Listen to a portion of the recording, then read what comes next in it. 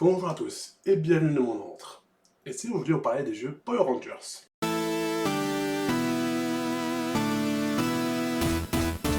Power Rangers, une série qui a bercé mon enfance. Power Rangers, un truc typiquement japonais, qui est arrivé en Europe grâce à un homme d'affaires qui a eu du nez. Et quel nez!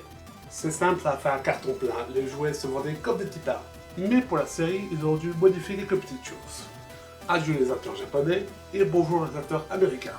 Mais on n'est pas là pour parler de la série, mais des jeux. Et là on a eu un paquet. Et on va commencer par Power Rangers sur la NES. Et on commence par le Ranger jaune. Dans la version japonaise, le Ranger jaune est un homme. Et dans la version américaine, c'est une femme. Asiatique. Je ne sais pas si c'était fait exprès, mais clairement, maintenant, ça passerait plus. Et le remake l'a bien compris. Et encore heureux, sinon je pense que Twitter aurait pris feu. Je sais pas pourquoi, mais leur pistolet laser tire des ongles coupés. C'est peut-être le poids fait des monstres, qui sait. Oups, désolé, c'est de ma faute. Au milieu du niveau, vous trouvez une porte. Et quand vous y rentrez, vous rencontrez votre mentor qui vous donne des nouvelles armes. Et vous faites douiller, surtout pour le Ranger jaune. Sérieusement, on dirait qu'il sait même pas s'en servir. En plus, c'est une galère pas possible pour toucher à l'ennemi avec ça. Après avoir battu le boss, on a un bonus.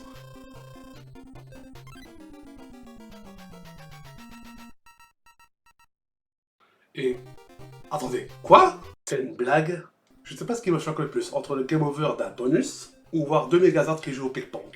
Bon, on enchaîne le niveau 2 avec la Ranger Rose. Rien de compliqué, surtout avec l'arme qu'elle a. Et on arrive assez vite au deuxième boss. Et là, aucune technique, hein, c'est juste du bourrinage. Par contre, je pense que le boss a un balai dans le cul.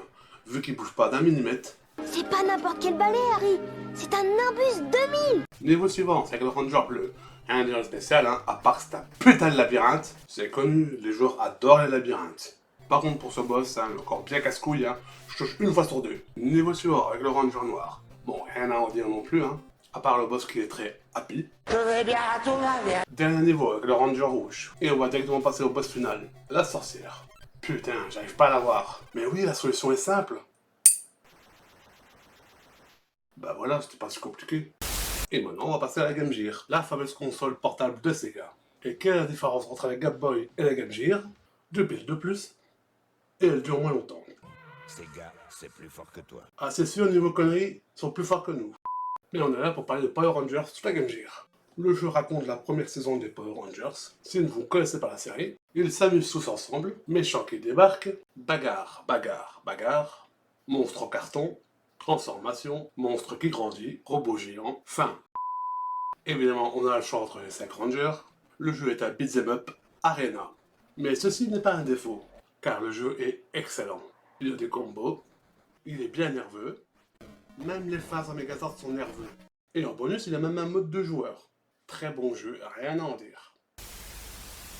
Et comme le premier a eu un gros succès, il a eu une suite. Power Rangers The Movie. Je suis pas trompé de cartouche là. C'est exactement le même menu que le premier. J'ai peur pour sa suite. Sérieux? C'est le même coup que dans le premier ça? Oh les bâtards! Ils nous ont fait une FIFA. En gros, au niveau gameplay, rien n'a changé. Il serait sorti à notre époque, ce serait un DLC. Même le titre c'était un mensonge. Le jeu raconte une autre saison des Power Rangers. Et en boss final, on a le méchant du film. Ce jeu m'a déçu. Je suis sûr que le 1 et le 2 devaient faire un seul jeu à la base. Car ce que je n'ai pas dit, le jeu est bien plus dur. Comme si on avait coupé le jeu en deux. À part le boss final. Plus c'est de la merde. Après les jeux de plateforme, les beat'em up, ils sont attaqués aux jeux de combat. Sur Mega Drive. Et l'idée n'est pas déconnante, hein, vu le nombre de passages qu'il y a. Mais bon, entre les joueurs, ce qu'ils attendent, et les développeurs, ce qu'ils donnent, c'est très différent. Alors, niveau choix du perso, eh oui, on a que les Rangers pour le mode histoire. Par contre, ils ne sont pas fait chier, hein. Ils ont tous le même skin.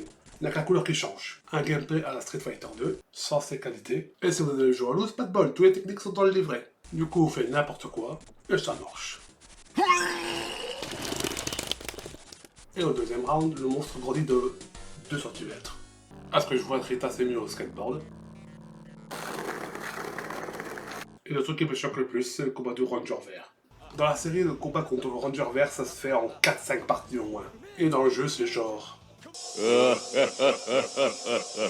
Je suis le méchant et je veux tuer la gentille. J'ai mal, au secours! Bref, vous l'avez compris, hein, le jeu n'est pas génial. Hein. 15 minutes pour le prix fort, ça fait mal.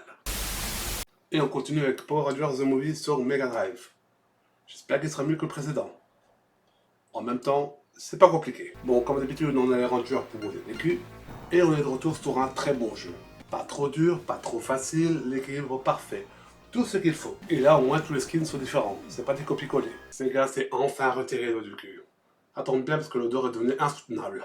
On peut même utiliser les armes en restant appuyé sur un bouton. Et là, on arrive à la phase de Megazord. Au moins, ils ont eu beaucoup de palettes sur du film. Je suis spécial. Même moi, quand j'étais petit, je le trouvais dégueulasse. Et pourtant, j'étais un grand fan de la série. Surtout quand tu vois ce qu'il y avait à côté, il n'y a aucune excuse. Après avoir battu Maya et le Scorpion, on a droit à un flashback pendant leur combat final. Ah bah oui, hein, sinon le jeu aurait été très court, hein. À peine 2 niveaux. Je sais pas pourquoi, mais lui je l'appelle Dumbo. Après avoir battu Dumbo et sa bande, nous atterrissons dans une grotte pour remplacer les 3 rangers qui doivent partir pour un congrès mondial. Et là, je vais vous présenter le boss le plus casse-couille du jeu. Il vole, il se protège, et le pire de tous, mais Roger ici, espèce de connard. Et en plus, t'as un temps limité pour le battre. Tout pour casser les couilles. Bon, niveau suivant. Oh non, encore lui! Et moi? Bon, rien à dire de spécial sur ce niveau, à part les boules de feu inesquivables. Après ce niveau, fini le flashback et on reprend au boss final. Et le boss final n'est pas si compliqué que ça. Le plus compliqué, c'était lui. Eh oui. Étonnant, non? Et maintenant, changement de console. On arrive sur la Game Boy avec Power Rangers. Et pour le bien de mes yeux, je vais jouer avec la Super Game Boy. Et vous verrez le Ranger noir. Et le Ranger noir. Et le Ranger noir. Ce sont pour les Power Rangers maintenant. Ce sont les Black Rangers.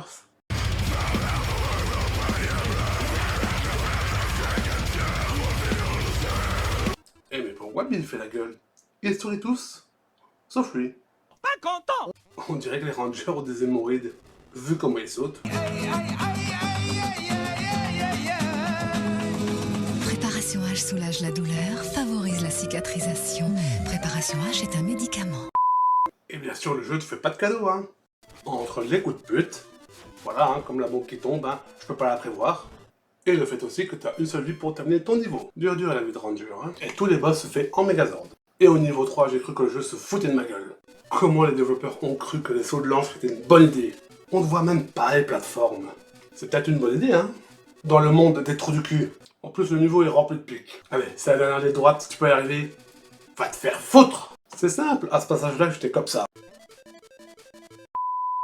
Ça y est, j'ai enfin réussi. Et c'est pas la fin. Putain. Après ça, tu te dis que le jeu, il veut te détruire. Surtout quand tu vois ce genre de passage. Encore heureux que mes points de vie étaient à fond. Après cet horrible niveau 3, on passe au niveau 4. Qui est horrible et chiant. Après les pics, maintenant c'est les rochers qui roulent. Et c'est aussi chiant qu'à regarder qu'à jouer. Bon, on passe au dernier niveau. Et là, je vous rassure, c'est le pire. C'est simple, c'est un maxi best-of qui est tout ce qui était chiant dans le jeu. Après avoir gagné plus d'1 heure, je passe enfin au boss final. Et votre ultime récompense pour avoir fini le jeu, Zordon demande de finir le jeu en difficile. Va te faire foutre, Zordon. Et on va passer au deuxième jeu de la Game Boy, Power Rangers The Movie. Dès le début, on voit qu'ils sont inspirés de Megaman pour la sélection des niveaux. Les développeurs ont fait un choix bizarre, il faut remplir sa jauge de puissance pour se transformer. Mais bon, je vais pardonner parce que la jauge se remplit assez vite. Et encore une fois, c'est marqué The Movie, mais ça raconte pas l'histoire du film. Logique, quoi. Par contre, encore heureux qu'il y a des codes dans ce jeu. Le jeu peut être très dur, surtout avec certains passages. Et quand je pense à un passage, je pense surtout à celui-là. Pour les joueurs qui ont fait le jeu à l'époque, il doit sûrement être en PLS. J'ai mis plus d'1 heure à réussir ce passage. Et les développeurs le savaient que c'était de la merde. Alors qu'est-ce qu'ils ont fait? On recommence sur ce passage. Sérieux, faut pas aimer les enfants pour faire ça, hein. Bon, non plus j'aime pas les enfants, mais je le dis pas. Oups. Et si vous pensez que c'est le seul passage chiant, il y a aussi le train de la mine. Sérieusement, j'ai pas assez souffert comme ça. Prochain niveau, les héros. Bon, ce que je n'ai pas dit, il y a aussi des boss au plein milieu du niveau. Et là, encore une fois, j'ai eu un problème. Encore. Ça fait beaucoup là, non? C'est simple, je sais même pas où frapper le boss. Et bonne chance pour esquiver la boule de feu. Regardez ça, elle me suit jusqu'à la mort. Et merde! Bon, c'est bon, je vais assez. On passe au jeu suivant. Et on va finir avec la mythique Super Nintendo, avec les jeux Power Rangers. Et pour commencer, Power Rangers.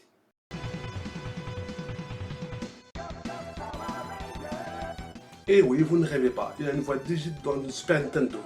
Et c'est assez rare pour que je le souligne.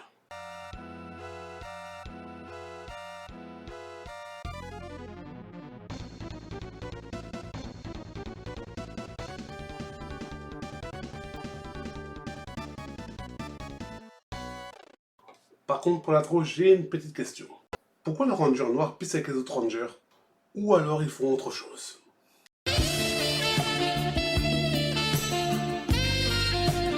Stop! Je veux pas me faire striker. Et merde. On commence par le premier niveau, et bizarrement, les sbires attaquent avec des couteaux. C'est quoi leur blaze? Ils viennent du 9-3? Donne-moi ton fric, salope. Je te demande pardon? Bon, on continue à taper des sbires, et au bout du niveau, le monstre apparaît. Et il fait pitié. Bah oui, il n'est que la peau sous les os. Bon, on va au bout du stage, et on affronte le boss, qui se fait en plusieurs phases. D'abord, il perd ses bras, Pas de bras, pas de chocolat. puis il perd son corps. Un régime super efficace en tout cas. Deuxième niveau, rien à dire de spécial. À part une chose. À quel moment tu utilises ton arc à flèche comme ça?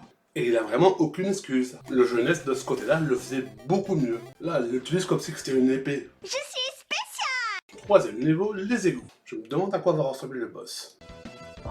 Vraiment un gros tas de merde. Je te demande pardon? Quatrième niveau, les sbires ne rigolent plus. Ils ont carrément des mitraillettes maintenant. Ma théorie était bonne, il vient bien du 9-3. Et on va arriver au moment le plus jouissif du jeu. Le Megazord. C'est simple, c'est jouissif de contrôler le Megazord. Et pour vous dire, même les commandes sont réactifs. Et ce boss, c'est pour apprendre à contrôler ton Megazord. J'ai l'impression d'avoir dit un truc dégueulasse. Et on arrive au dernier boss. Attendez, je rêve ou il a un Megazord entre ses jambes? Je suis à poil. Power Ranger Fighting Edition. Au moins c'est sûr, on sait que c'est un jeu de combat. On a le choix entre deux personnages, ça commence bien. Et niveau histoire, il en a pas. C'est cocasse pour un mode histoire. Niveau des commandes, ça répond au doigt et à l'œil. La jauge pour les attaques spéciales se remplit toutes les secondes. Pour faire plus de dégâts avec des coups spéciaux, il faut attendre que la jauge soit à fond. Ou vous faites comme moi, vous brûlez les attaques spéciales. Et ça marche. Et pour avoir la vraie fin du jeu, il faut le mettre en mode difficile. Et aussi pour avoir un code secret. Et le code secret qui n'est pas très secret pour internet, c'est pour débloquer un nouveau personnage. Et moi? Prochain jeu, Power Rangers The Movie. Encore! Bon, ça m'étonne pas, vu tout le pub qu'il y a sur ce film, et comme chaque version est différente, on a toujours une petite surprise. Première nouveauté, on peut aller en arrière-plan. Et encore une fois, on a une jauge de puissance. Quand elle est à fond, on peut se transformer. Par contre, bonjour la discrétion, hein.